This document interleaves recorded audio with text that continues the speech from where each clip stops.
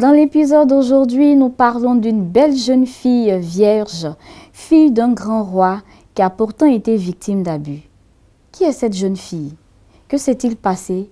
C'est tout de suite dans votre émission préférée, Le sel au féminin. Bienvenue dans votre émission Le sel au féminin, l'émission destinée à l'édification et à l'épanouissement de la femme.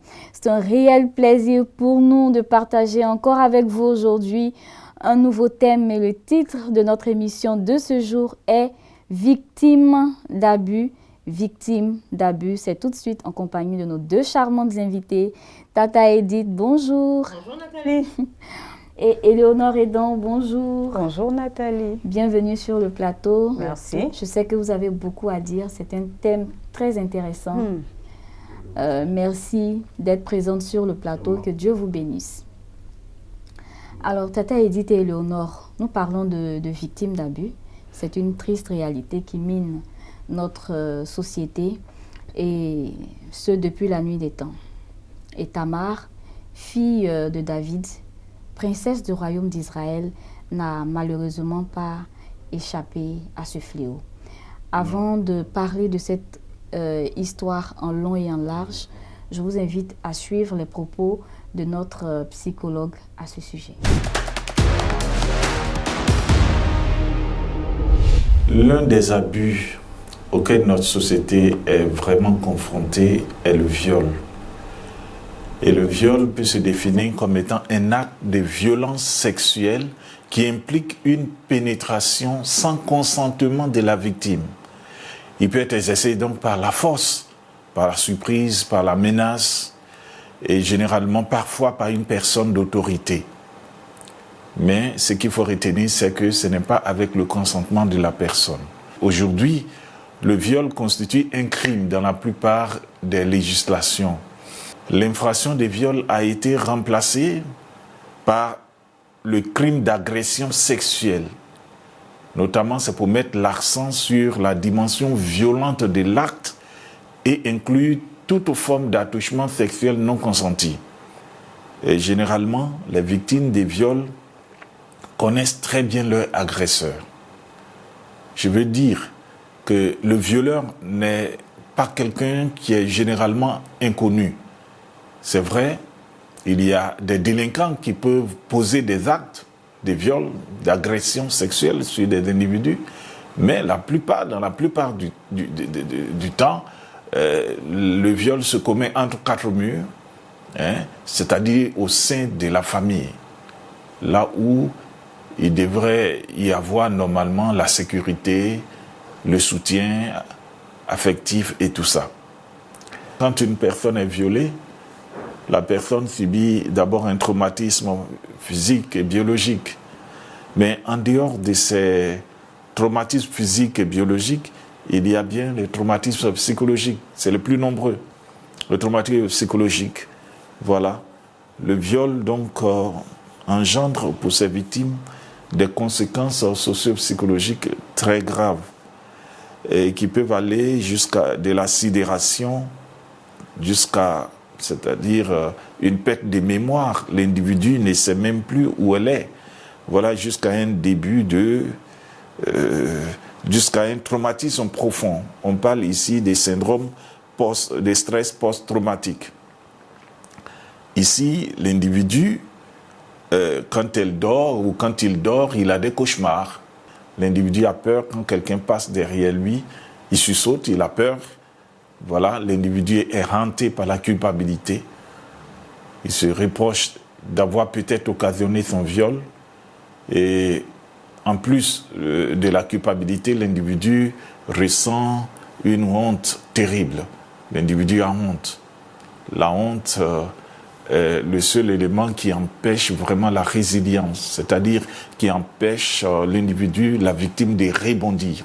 Aussi longtemps que l'individu, la victime, gardera sa honte, elle ne pourra pas s'en sortir. L'individu violé se sent très sale, elle se sent sale et donc elle se lave constamment pour retrouver la propriété. Et cet individu parfois fait des crises de larmes, l'individu pleure l'individu est souvent malade, développe des maladies chroniques, voilà, des douleurs abdominales, et des maladies psychosomatiques, hein, sans compter que l'individu psychologiquement refusera tout acte sexuel. Dans la plupart du temps, ces individus-là peuvent devenir frigides ou avoir ce qu'on appelle le vaginisme. La victime peut s'adonner à des comportements ou des conduites autodestructrices, dans la mesure où l'individu peut avoir des conduites à risque, voilà, prendre des gros risques. Voilà, l'individu ne se sent pas vraiment dans sa peau parfois, elle se sent mal à l'aise, elle ne peut pas avoir une attention soutenue, hein, elle manque de concentration, si c'est pour les études. Voilà, généralement, les écoliers ou écolières victimes d'abus, des viols, échouent, voilà, elles ont des échecs parce qu'elles n'arrivent pas à se concentrer, voilà, en classe.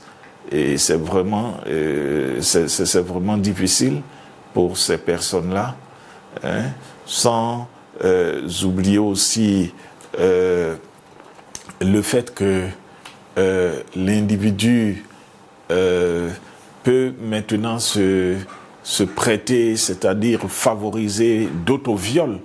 Voilà, parce que la victime, parfois, elle peut s'exposer, accepter maintenant, voilà, de se faire violer. Voilà, ça fait partie d'elle-même. Et vraiment, les conséquences sont nombreuses. Wow, Tata Edith et Léonore.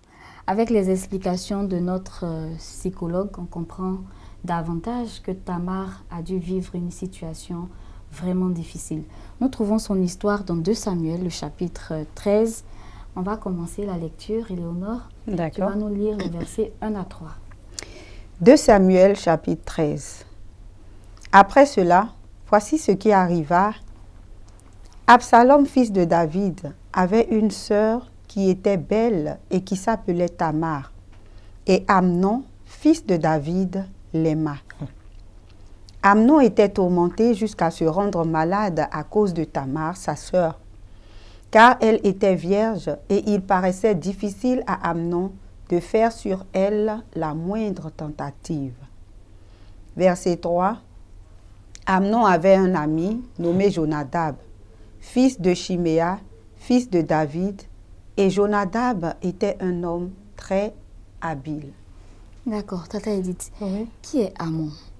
Amnon, et quels étaient les sentiments qu'il avait pour Tamar, sa sœur? Amnon, c'était le fils aîné de David. Tamar, c'était l'enfant de la, je ne sais pas si c'est 3e femme de David. Mais c'était la fille de David. Mais c'était la fille de David. Donc la sœur d'Amnon. Oui. Tu sais, à l'époque, tu pouvais épouser ta sœur de même père, mais pas de même mère. Ah. Donc, c'était légitime qu'il l'aime. Il pouvait l'aimer en tant que sœur ou bien en tant que femme. Il pouvait bien l'aimer. Mais est-ce que ici c'était de l'amour vraiment? Moi, quand j'ai lu ce Parce chapitre, qu'on dit qu'il était malade. Non. Quand j'ai lu ce texte de 2 Samuel, je me suis dit tout de suite que ça ne pouvait pas être de l'amour. L'obsession n'est pas de l'amour. Ce n'est pas de l'amour. Au point de se rendre malade. Non, c'est une obsession. Et derrière chaque obsession, il y a un esprit. Tu as la parole, tu peux poursuivre avec les versets 4 à 5. Bien sûr, Nathalie, tout de suite. Vraiment, c'est quand même compliqué tout ça là. Mais bon, écoute, nous sommes dans les versets 4 à 5. De 2 Samuel 13. De 2 Samuel 13. Jonadab lui dit, mets-toi au lit et fais le malade. Quand ton père viendra te voir, tu lui diras, permets à Tamar, ma sœur, de venir pour me donner à manger, qu'elle prépare un mets sous mes yeux, afin que je le voie et que je le prenne de sa main. Amnon se coucha et fit le malade. Le roi vint le voir, et Amnon dit au roi, je te prie que Tamar, ma sœur, vienne faire 2 gâteaux sous mes yeux et que je les mange de sa main. Merci, Tata Edith. Éléonore, dis-nous, Qui c'est ce Jonadab qui fait son apparition dans cette histoire? Ben, Jonadab, d'après ce que nous dit la Bible, est aussi un fils de David.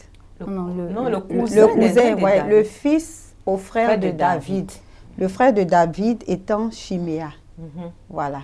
Donc, Jonadab est le cousin d'Amnon.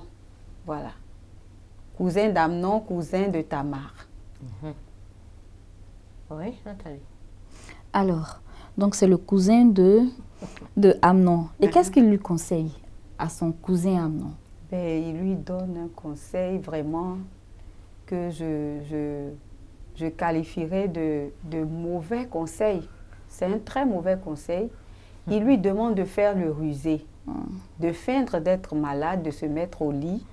Et quand son père David, le roi David, viendra le voir, qu'il lui dise qu'il a vraiment envie de manger un plat qui serait fait par Tamar, sa sœur. Et il lui dit, dis-lui qu'elle le fasse là, voilà, sous tes yeux. Bon, c'est dans sa chambre en fait, puisqu'il était au lit. Qu'elle le fasse là. Et quand elle finit, qu'elle lui apporte ce plat-là. Et qu'elle porte ce plat-là à sa bouche. Qu'elle lui donne à manger en fait. On va poursuivre l'histoire. On continue, Tata Edith. Tu peux nous lire les versets 6 à 14? Moi, je voulais d'abord rebondir sur ce que vient de dire Éléonore. Rapidement, Tata Oui, Edith. mais je ne comprends pas. Je ne comprends pas cette attitude de papa qui se soumet aux doléances bizarres de son fils. Je n'ai pas compris. À première vue, la doléance, elle n'est pas bizarre. Ah bon? Non, elle C'est n'est un pas frère bizarre. qui demande à sa sœur On de lui sait tous préparer que à dans manger.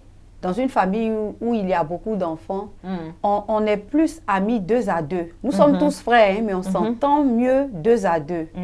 Donc, quand l'un de tes fils demande à ce que sa sœur, celle-ci, vienne lui faire à manger parce qu'il est malade, David tu ne aimes voit tous tes pas. enfants, donc tu n'as pas tout de suite l'idée. Jusque-là, ce n'est pas un problème pour moi. Voilà. Mais c'est la suite.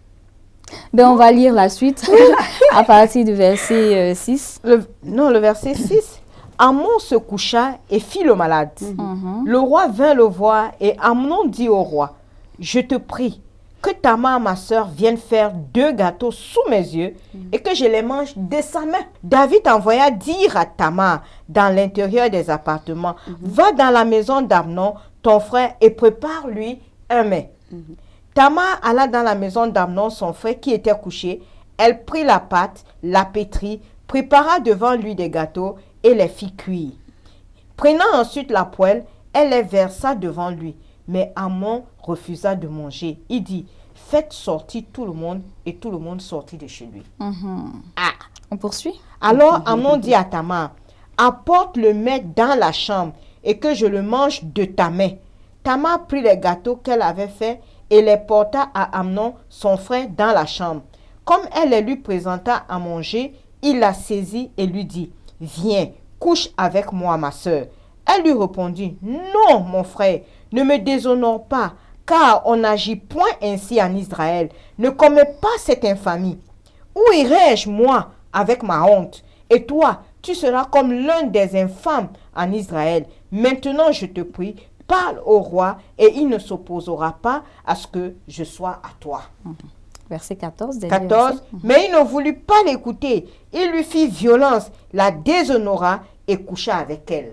On voit ici dans le verset 6 à 14 que Amnon agit exactement comme lui avait conseillé son cousin Jonadab. Tu veux dire quelque chose dessus, Éléonore? J'ai vraiment pas envie de dire quelque chose parce que, oui, il faudrait qu'on fasse attention à nos fréquentations. Vraiment. Voilà. Le malheur, souvent, il ne vient pas de loin. Hein. Il vient pas de loin. Il vient de tout près. Et un cousin, un frère, parce qu'en Afrique, le cousin, c'est ton frère. On ne dit pas de cousin ici, on dit frère. Et ton frère te donne un si mauvais conseil.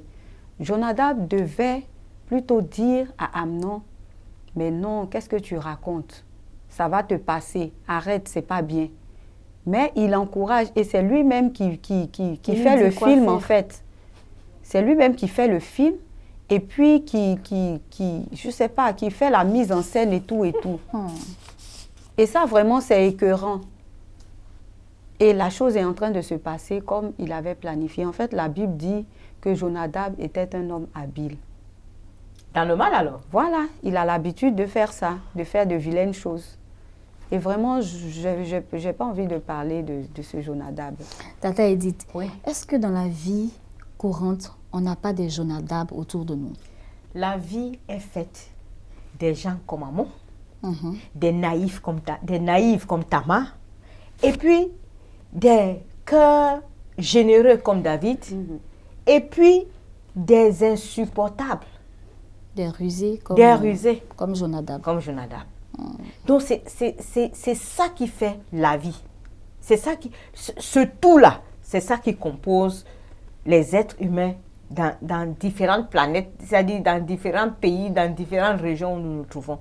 Mais ce qui est le plus dramatique, c'est au sein de la famille que cela se produit. Le psychologue disait tout à l'heure que deux fois, le viol est issu des personnes à qui tu fais confiance, tu ne t'attends pas. Oui, des gens qui sont censés te protéger. De te protéger. Mais je parie que si c'était quelqu'un qui avait fait ça à Tamar, Amnon et Absalom allaient se réunir pour tuer celui qui a fait ça. Mais malheureusement, c'est ton propre frère. Et moi, je dis toujours, il faut faire attention où on envoie nos enfants en congé. Oui, des fois, les viols se font dans la maison où tout le monde est entassé. Par les cousins, par les cousines. Ah oui, il faut faire attention. En fait, le monde est fait ainsi, mais c'est nous qui devions faire attention. Tata Edith, et tu as parfaitement raison. Nous allons continuer la lecture. Tu peux commencer à partir du verset 15. Je pensais qu'on avait fini. Non. Verset 15 à 22 rapidement. Parce que le plus important Ok, 15 à 22. Puis Amnon eut pour elle une forte aversion, plus forte que n'avait été son amour. Et il lui dit, lève-toi, va-t'en. Elle lui répondit, n'augmente pas en me chassant le mal que tu m'as déjà fait. Il ne voulut pas l'écouter et appelant le garçon qui le servait, il dit, qu'on éloigne de moi cette femme. Aïe, et qu'on la mette dehors et ferme la porte après elle. Elle avait une tunique de plusieurs couleurs car c'était le vêtement que portaient les filles du roi aussi longtemps qu'elles étaient vierges. Le serviteur d'Amnon la mit dehors et fermait la porte après elle. Tamar répandit de la cendre sur sa tête et déchira sa tunique bigarrée. Elle mit la main sur sa tête et s'en allant en poussant des cris. Absalom, son frère, lui dit, Amnon, ton frère, a-t-il été avec toi? Maintenant, ma soeur, tais-toi, c'est ton frère. Ne prends pas cette affaire trop à cœur. Et Tamar, désolée, demeura dans la maison d'Absalom, son frère.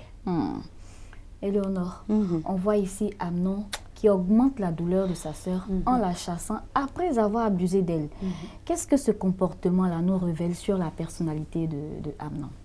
Ben, tu avais posé la question de savoir, est-ce que c'était de l'amour qu'Amnon avait envers sa sœur Tamar? Voici la réponse. Ce n'est pas du tout de l'amour. C'était un désir fort.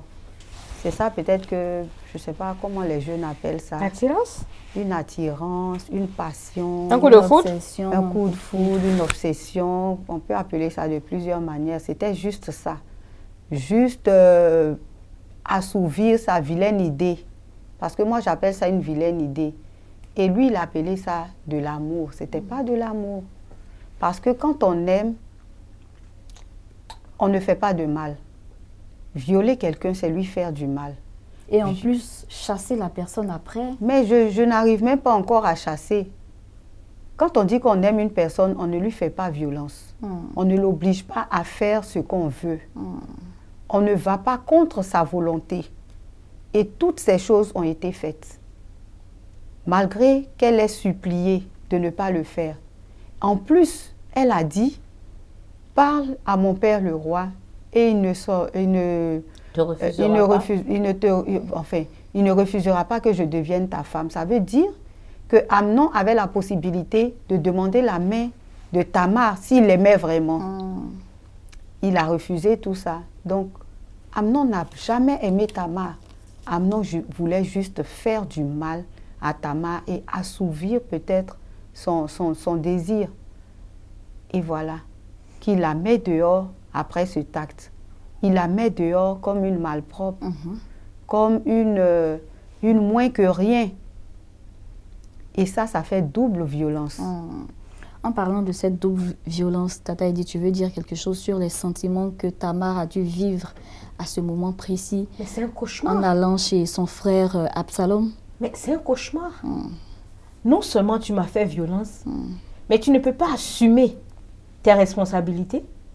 Tu me chasses comme une malpropre. Et quand j'arrive même chez mon propre frère, je n'ai même pas de consolation. Parce que la phrase d'Absalom était explicite. Amnon t'a-t-il fait violence? Tais-toi, c'est ton frère. Mais on t'empêche même d'exprimer ce que tu ressens. Mais ça fait trop mal. Et pour beaucoup de familles, ça se passe comme ça. Oui. Dans beaucoup de familles, ça se passe comme ça. Il y a une affaire de viol. L'enfant trouve même le moyen de parler. Et on dit non, on va régler ça en famille. Il ne faut pas que ça sorte d'ici. Et on étouffe l'affaire. Et ce genre de sentiment, ça ne donne rien de bon parce que ça détruit. À la fin, il y a toujours quelque chose de malheureux qui se passe. Ouais. Et c'est difficile encore plus pour les victimes d'abus, quand on leur demande de se taire, de ne rien dire. Comment ces victimes-là peuvent-elles sortir d'une telle situation? Avant que vous ne répondiez, je vous invite à suivre le micro-trottoir.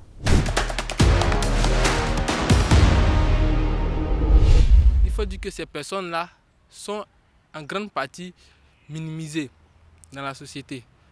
Puisqu'ils étaient victimes de tels crimes, je vais prendre le cas des viols, parce que certaines personnes étaient violées aujourd'hui, ils éprouvent aussi des difficultés à pouvoir se remarier. Parce que dans leur esprit, dans leur mentalité, ils pensent que les mêmes choses qu'ils ont subies auparavant peuvent survenir. Ils peuvent être traumatisés vis-à-vis de ces abus-là. Voilà, parce que abuser de quelqu'un, c'est comme forcer une personne à faire quelque chose qu'il ne veut pas faire. Bon, pour s'en sortir, il faut que ces personnes puissent en parler. Il faut qu'ils puissent en parler à quelqu'un, un proche ou n'importe quelle personne en qui ils ont confiance pour pouvoir s'en sortir. Parce que si tu ne parles pas, on ne peut pas savoir ce que tu as, ce que tu vis. On ne peut pas t'aider en fait parce que tu n'arrives pas à te libérer. Il faut des personnes, il faut qu'ils aient du soutien des gens, de leurs proches et autres. Moi, je vais proposer 2 ou 3 solutions. Premièrement, soit recourir aux structures étatiques ou aux structures privées qui se chargent des personnes victimes d'abus et exprimer leurs besoins. Deuxièmement, il faut peut-être se confier soit à un coach ou bien aux autorités ou peut-être à des personnes capables de vous apporter la solution à ce niveau-là. Afin de pouvoir vous prodiguer des conseils, pouvoir vous orienter sur ces faits. Et troisièmement aussi, il faut se fier aussi peut-être au Seigneur Jésus-Christ. Parce qu'il dit qu'il est le consolateur de tous. Donc avec lui, quel que soit le mal, quel que soit les maux qui vous fatiguent, je sais qu'il a la solution à votre problème. Edith, comment sortir de cette situation? J'ai suivi un peu le micro-trottoir. Je vais reprendre ce que le dernier intervenant a dit, mais en intervertissant ces ordres de priorité. Je commencerai par le troisième. Je pense que la solution est d'abord avec Christ. Quand quelqu'un sert Dieu, aime Dieu, connaît Dieu, il va se jeter dans les bras du Seigneur. Les victimes doivent se jeter dans les bras du Seigneur. Mais quand on ne connaît pas Dieu, c'est là que c'est compliqué. C'est compliqué. Il faut que la personne qui a été violée on puisse lui tendre une oreille pour qu'elle puisse dire ce qu'elle ressent. Parce qu'à partir du moment où tu commences à dire ce que tu ressens, la guérison n'est plus loin. Mais si tout est en dedans de toi, c'est compliqué. Parce qu'après, on ne sait pas ce que celui qui t'a violé transporte. un esprit de prostitution va venir, tu vas te donner à n'importe qui et deux fois, tu vas vouloir que les gens... C'est-à-dire, en fait, ça change tout, ça bouleverse tout. La deuxième chose qu'il faut faire, c'est te dire que tu n'es pas responsable. Il faut qu'on dise à la victime que ce n'est pas de sa faute. Parce que si elle commence à se culpabiliser, ça devient compliqué. Il faut remonter le moral à la personne pour dire que oui, il y a les gens qui sont certes mauvais, mais Dieu est là pour guérir. Dieu est là pour guérir. Sinon, c'est compliqué parce que même quand tu es au sein de ton couple et que ton mari use de violence, ça reste dans la tête. À plus forte raison, quelqu'un qu'on viole comme ça, c'est difficile. C'est déjà la fin de notre émission. Je sais qu'on a tellement à dire sur ce sujet important. Éléonore, quel est le mot de fin que tu as? Je veux dire, force à toutes ces personnes qui ont été victimes de violences, qu'elles soient physiques, qu'elles soient sexuelles, qu'elles soient mentales, vraiment. Je leur souhaite beaucoup de courage et puis je souhaite que Dieu se souvienne de chacune de ces personnes, qu'elles soient féminines ou masculines, que Dieu se souvienne de chacune de ces personnes et que Dieu leur vienne en aide parce que c'est pas chose facile et ça marque à vie. Ça marque à vie, ça chamboule tout, ça change le comportement, ça change la manière de voir tout le monde autour. Et c'est pourquoi on a beaucoup de gens dans les rues, ou bien on a beaucoup de gens avec des esprits légers, c'est comme ça que j'appelle, c'est-à-dire ils ont des comportements légers, n'importe qui peut les toucher, ils sont même à peine habillés, ça ne les dérange pas, ils se comportent n'importe comment, partout. Et on se dit parfois, bon, cette personne est mal éduquée alors qu'elle vient d'un traumatisme dont elle n'est pas encore guérie.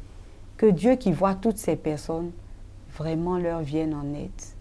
Merci Éléonore, merci Tata Edith, que Dieu vous bénisse. Amen. Vos échanges nous ont fait beaucoup de bien. C'est la fin de notre émission. Cher ami, tu suis cette émission actuellement. Tu as des sentiments semblables à ceux d'Amnon. Prie maintenant. Demande de l'aide à Dieu et ensuite rapproche-toi vite d'un guide spirituel ou d'un professionnel pour avoir de l'aide. Et si tu es blessé en ce moment parce que tu as vécu une situation semblable à celle de Tamar, Dieu peut guérir tes blessures et faire de toi une personne qui pourra comprendre et aider les victimes d'abus autour de toi. Ne désespère pas car tu souffres actuellement, c'est vrai, et que tu essayes par tes propres moyens de te relever sans succès. Ton Dieu te dit, venez à moi, vous tous qui êtes fatigués et chargés, et je vous donnerai du repos. Le sel au féminin, c'est fini pour aujourd'hui. Merci d'avoir suivi cette émission. Je vous dis à très bientôt pour un nouvel épisode.